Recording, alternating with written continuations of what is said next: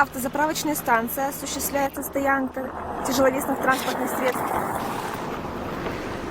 а также от 181 километра автодороги Сыктывкар-Троицко-Печорск лесовозы едут в обратную сторону.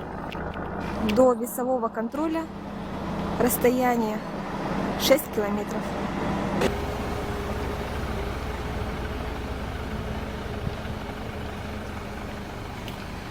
В 51 километре автодороги Сыктывкар-Троицко-Печорск осуществляется остановка тяжеловесных транспортных средств на обочине дороги в количестве 6 транспортных средств.